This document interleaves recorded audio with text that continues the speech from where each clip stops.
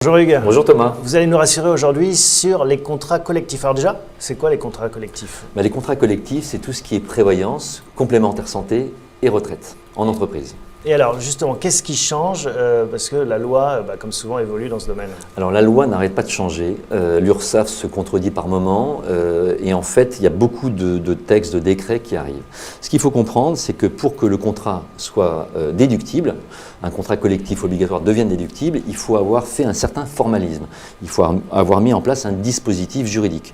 Il y a trois possibilités, soit la décision unilatérale, c'est le chef d'entreprise qui décide de mettre en place une prévoyance ou une complémentaire santé pour l'ensemble de ses salariés, soit un accord d'entreprise, c'est les représentants du personnel qui négocient avec le chef d'entreprise, soit un référendum qui est beaucoup plus compliqué et en plus qui impose à tous les salariés d'adhérer à la prévoyance ou à la mutuelle. Deuxième étape, il faut informer l'ensemble de ses collaborateurs. Alors, deuxième étape, il faut absolument informer. C'est-à-dire que quand vous faites une décision unilatérale, la décision unilatérale, il faut comprendre que c'est 95% des entreprises passent par ça parce que c'est ce qu'il y a de plus simple. Mais par contre, c'est simple, mais il faut quand même en informer les collaborateurs et donc leur faire signer un papier comme quoi ils ont bien vu la décision unilatérale. Cette décision va, lister tous les cas de dispense, par exemple. Elle va lister la répartition entre l'employeur et les salariés. Elle va lister qui est l'organisme qui va gérer et sur quelle durée il va le gérer. Est-ce que ça devient obligatoire à partir de... Alors, à partir du 1er janvier, du 1er juin 2000...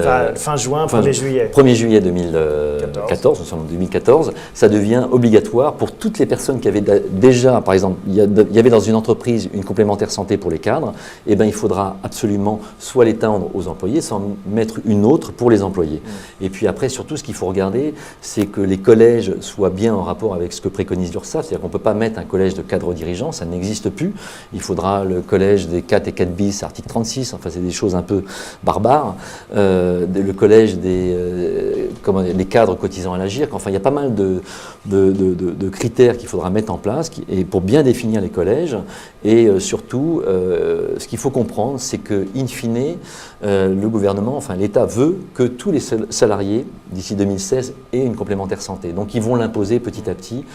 Déjà au 1er juillet pour les entreprises qui avaient déjà une complémentaire santé pour un collège et bientôt pour tout le monde. C'est quoi l'idée? C'est de soulager la Sécu? C'est d'assurer une meilleure protection? Alors, c'est la santé pour tous, ça s'appelle la santé pour tous et donc ils vont même imposer, par exemple, les lunettes ne seront pas remboursées à plus de 450 €, alors que ça ne les concerne pas, ça concerne les organismes complémentaires santé.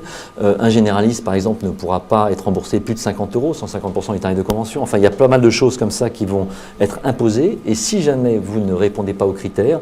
Quelle est la souplesse de ce système? Alors, la souplesse, c'est nous qui la créons. Parce que déjà, donc, si vous ne répondez pas à ce critère, vous aurez une taxation. Le contrat sera dit non responsable, donc il ne sera plus déductible socialement, fiscalement. Vous aurez peut-être en plus une taxe. Et en fait, ça, c'est l'entreprise qui fait le choix? C'est l'entreprise qui fait le choix. Est-ce que le salarié peut le faire? On a un enfant qui a des problèmes dentaires importants. Est-ce qu'on peut souscrire en plus à titre personnel? Ce que l'on préconise de plus en plus, c'est qu'on met un contrat de base qui va répondre aux critères imposés par l'État. Et puis, chaque salarié pourra souscrire des options facultatives avec un remboursement meilleur sur les lunettes, sur le dentaire. Voilà, ça sera un peu une santé géométrie variable. À géométrie variable, exactement. Et quand j'arrive dans une entreprise, je rejoins une entreprise avec une mutuelle déjà, alors ça va personnel, est-ce que je peux la conserver? Exactement, c'est ce qu'on appelle les cas de dispense. En général, vous pouvez la conserver jusqu'à la fin de l'année, enfin ce qu'on appelle la date d'échéance de la mutuelle, et on vous oblige à ce moment-là à la résilier, mais il y a des cas de dispense, par exemple, qui sont listés dans la décision unilatérale.